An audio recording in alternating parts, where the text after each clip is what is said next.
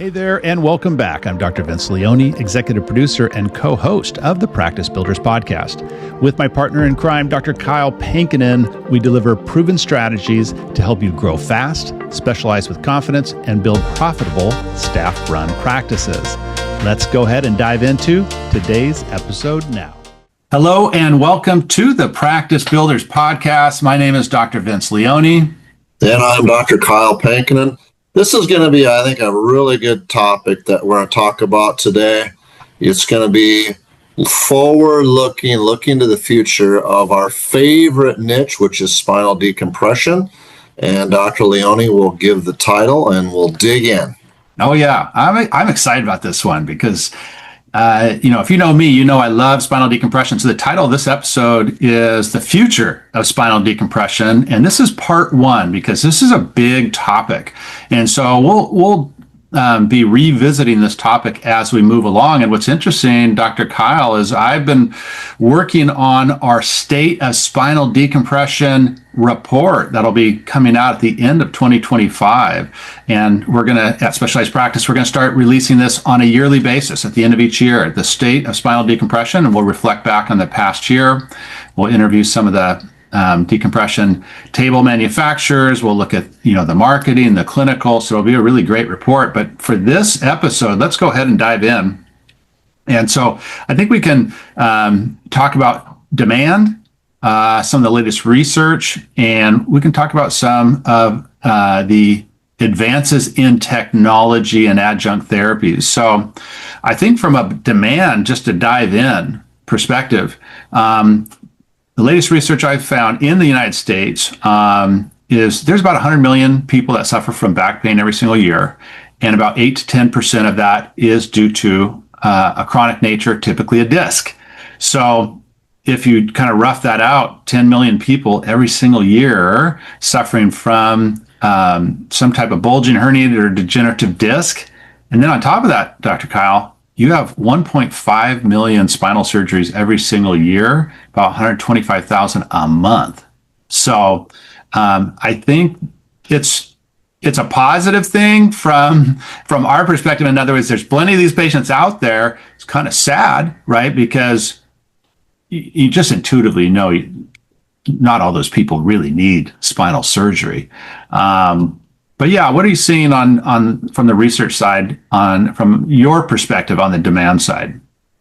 Funny you should ask that, Dr. Vince, because we have a brand new study out on spinal decompression where they really dig into this. And so that's one of the questions Dr. Leone and I get quite often as well.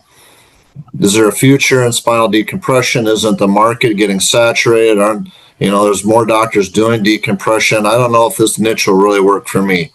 And let me tell you, folks, nothing could be further from. There's plenty of demand. Let me just read just 3 or 4 sentences from the latest spinal decompression study out in the introduction. It says low back pain accounts for one of the highest incident medical conditions that contributes to disability, decreased activities of daily living, decreased quality of life, an inability to work in the United States and worldwide. In fact, of all diseases and injuries that contribute to disability adjusted life years in the United States, low back pain ranks 3rd.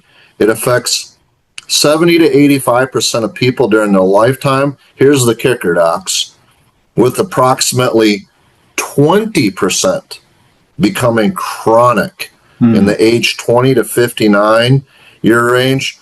Low back pain has been the leading cause of disability for numerous decades.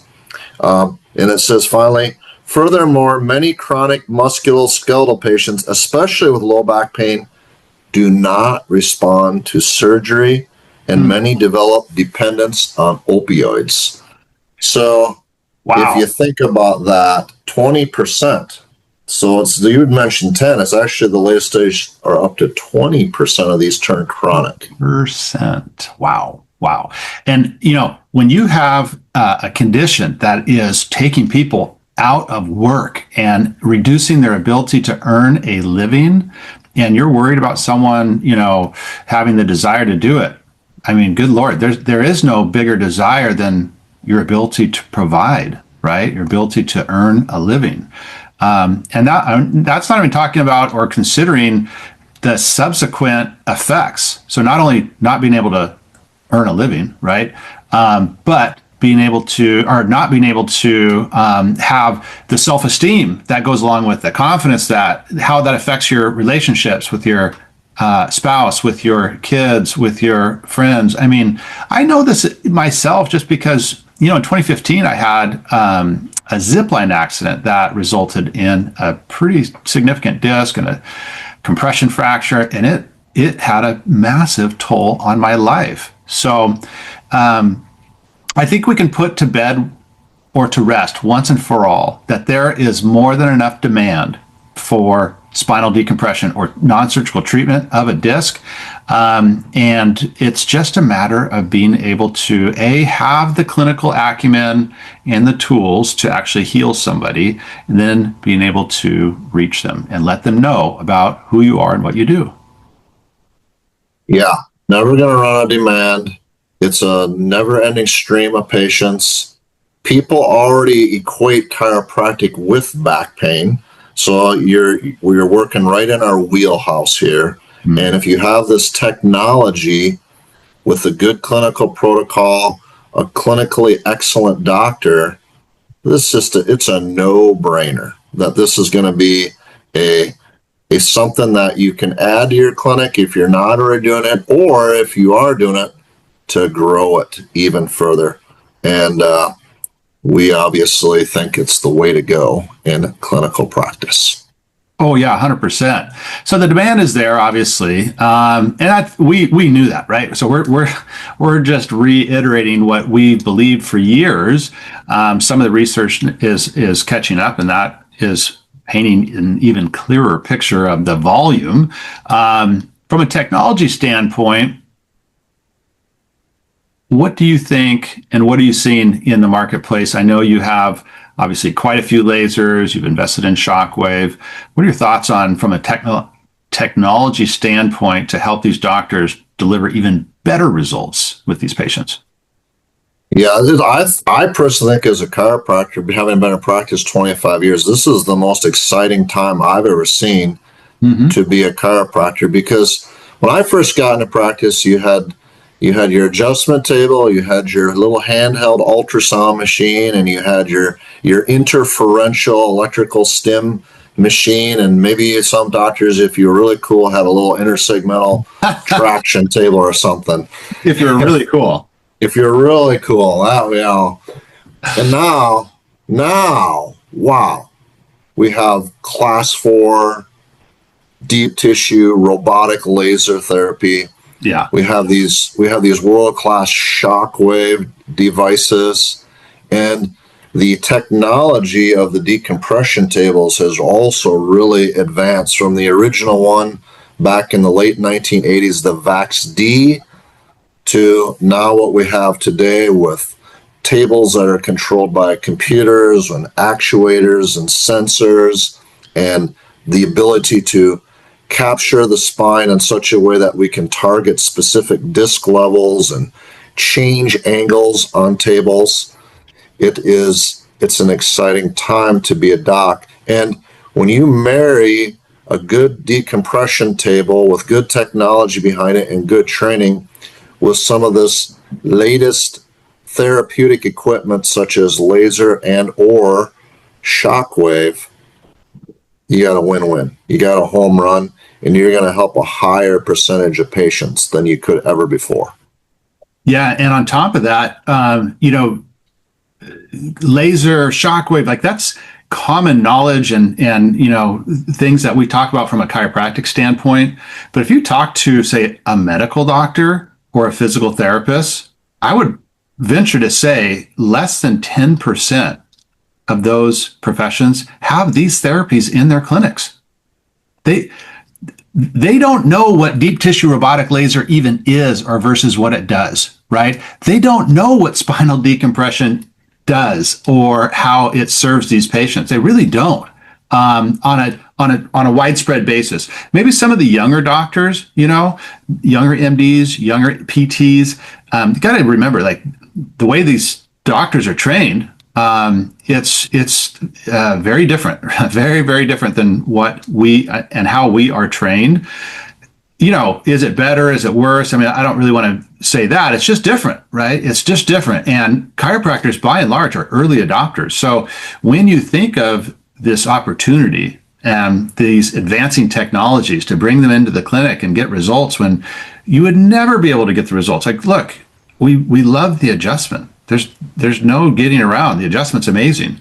But we have got to evolve with the times. And patients are evolving, and they are demanding, they want to get better as fast as possible, right? And by and large, they typically want to avoid surgery, right? Who wants to go have surgery? I don't think anybody wants to have surgery, right? So I think from a technology standpoint, I totally agree. This is an extremely exciting time to be in practice, to have these tools that are readily available to us, that we can help conditions that we just never thought we could help before. I mean, it's wild.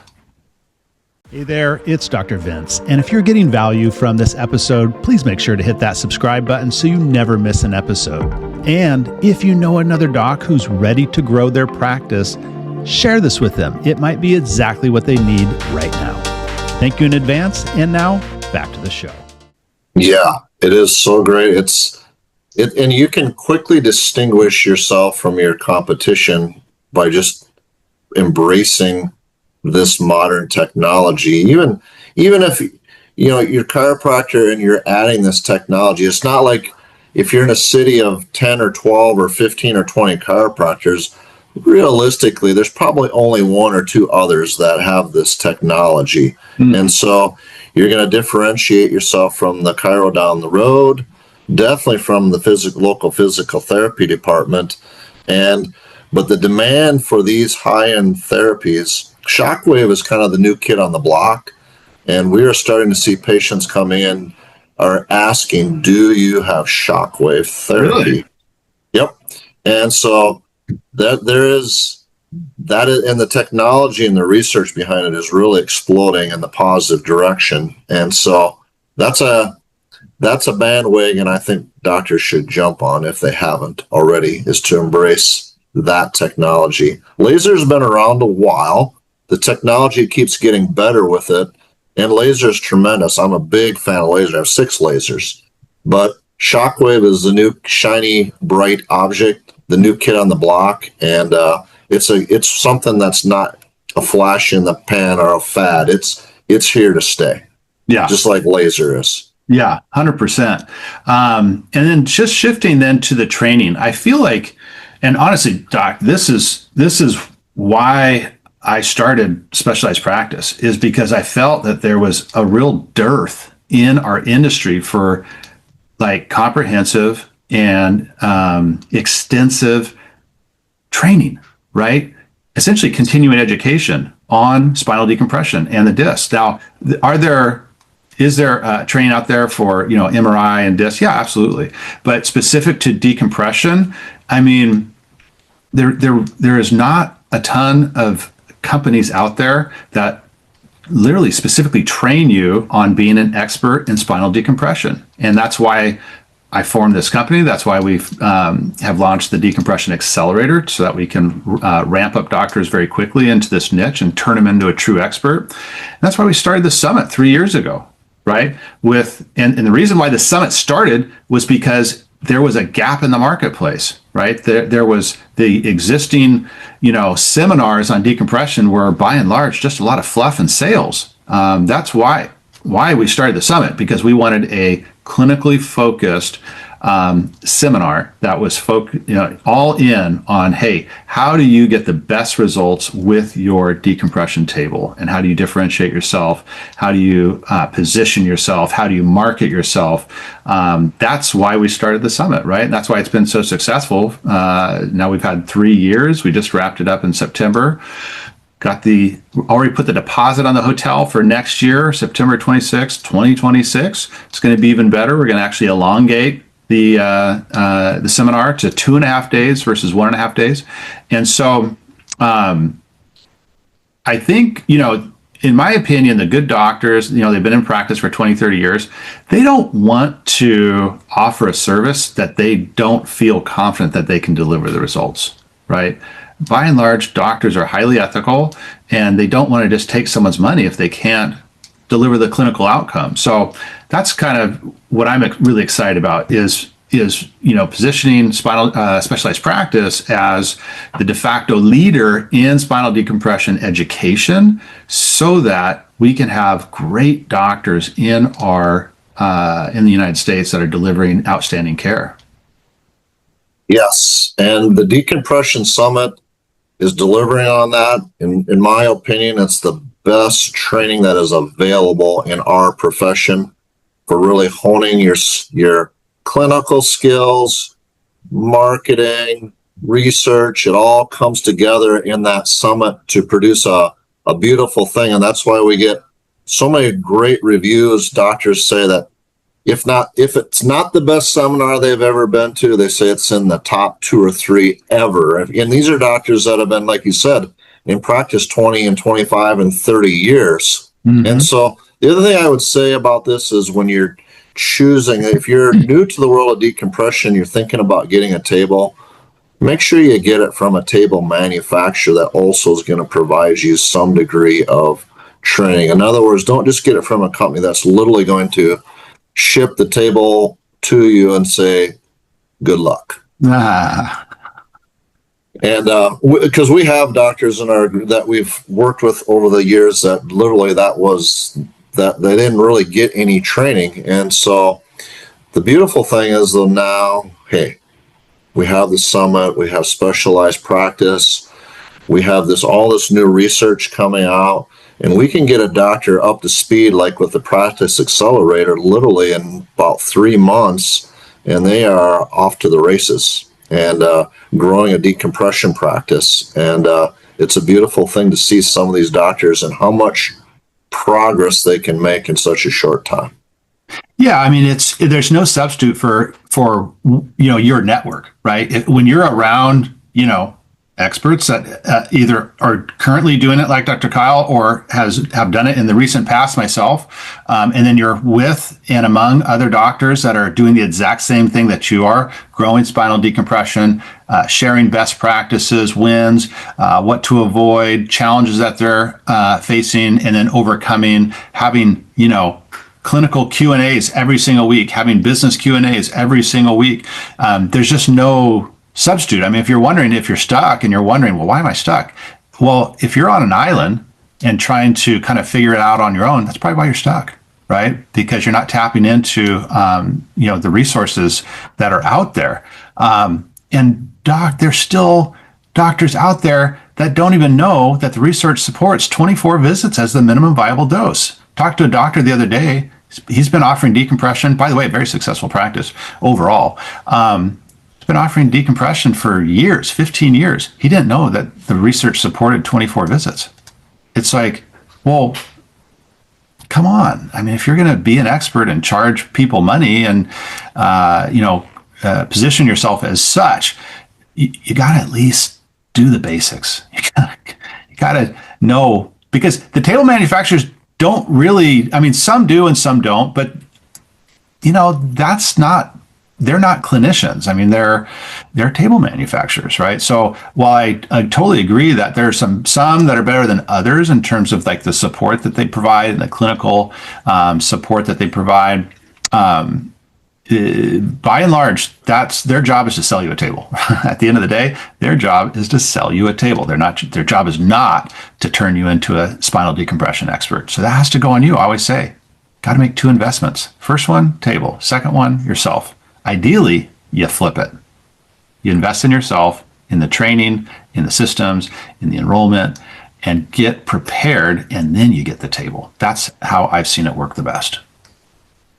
Yeah, and I would just add to that one brief thing. I literally just finished talking to a doctor about an hour ago, and that is a new client of specialized practice, and that's what he said. I've been doing decompression for a few years, but I really don't know how this works. I need to know it in my head and have confidence that this really works and what the research shows And I need to rub shoulders with other doctors that are doing this successfully so that I can gain confidence and really recommend this at a higher level to my patients. And, that's where he's going to get. He's going to get in a group of doctors that are doing this and learning together and growing together. And the synergy of that is a beautiful and tremendous thing. And so I'm excited for this doctor's future. Yeah, and so the future is bright. I mean, I think that's the gist of this podcast, is the future with spinal decompression is very bright. It's a phenomenal additional lane of service that you can either add or grow within your practice.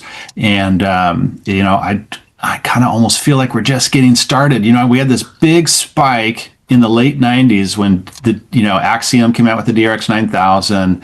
And, while it's a good table, they got in trouble with some of their marketing efforts. And so I feel like it spiked and it pulled back, but I feel like we're on the uptrend right now of, implementation of this lane of service. And I think it's just it's a really exciting time to be in practice.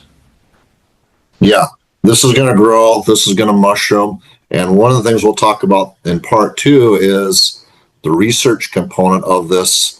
As I follow it pretty closely, the research is really starting to ramp up, not only in the United States, but other countries. And so that's going to fuel the growth of this. So we'll dig into that more next time. We'll whet your appetite.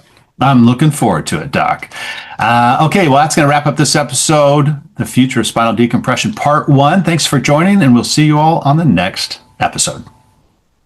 Hey, it's Dr. Vince again, and hope you enjoyed that episode. And if you're ready to grow your practice fast with high-value decompression patients, then the Decompression Accelerator could be a phenomenal option for you. This is our 90-day sprint to help you scale with proven systems, staff-driven protocols, and full marketing support, and it's all guaranteed. Spots are limited. Head to www.decompressionaccelerator.com to learn more.